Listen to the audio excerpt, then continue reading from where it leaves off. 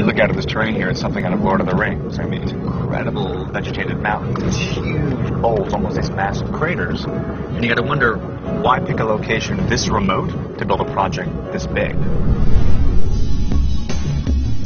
Here in the southwest of China, we are the first ever foreign film crew permitted to record the construction of the most ambitious astronomical instrument in the world. One that will ultimately allow China to see farther into space than anyone has before. China has transformed more quickly over the last 3 decades than any country in modern history. One area where China started far behind is outer space.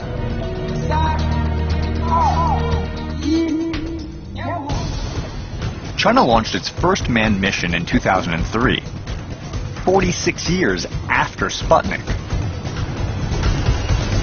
But with the government's bold investment in science, China is quickly making up for lost time. Case in point, they intend to be the first nation to put a man on Mars. I'm embarking on my own expedition to visit the world's largest radio telescope. Now, a radio telescope may not look like what you think of when you think telescope. It registers radio waves, not light waves. It hears rather than sees. Which means it can detect objects much farther away, unobstructed by visual debris. And the bigger the telescope, the more it can discover.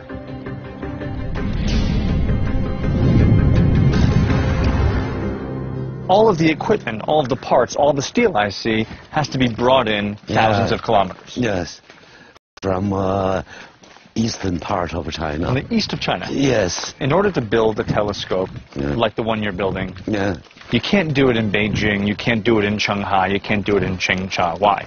You know, there are many criteria for the site decision. The first, we do not want to remove a large amount of earth and soil and the rockers. That costs a lot. So we need existing natural hole. The team spent over 10 years looking for the perfect location.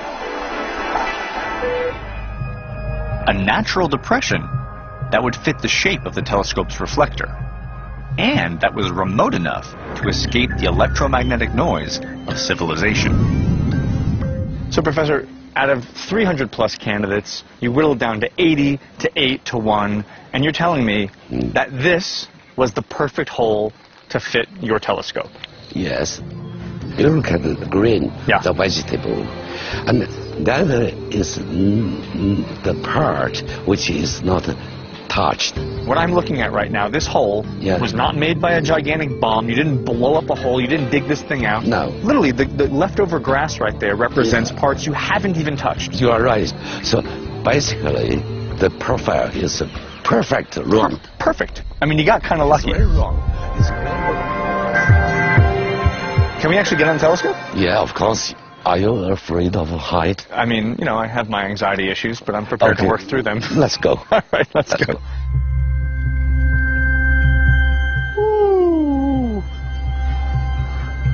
And once you get up here, you definitely feel the height of the drop below you. Woo. From here, you get the sort of basic point. This is one humongous steel ring, a circle, basically, from which you're going to suspend the semi-spherical radio telescope. That's right. So am I standing in what will be, when completed, the largest spherical radio telescope ever attempted? Yes, that's right. Can observe faintest object in the universe and the boundary of the universe. That's amazing. You'll be seeing things that, to date on Earth, no one has seen as far. This is a huge leap forward for Chinese science. To date, there are no Nobel Prize winners from China for pure scientific research. Not yet. Not yet. Not yet. But in a sense, does something like this, at this scale, this proportion, kind of speak to a new ambition to participate in the global science field in a different way? Yeah, we have our dream and our home. We still have the opportunity to provide, to contribute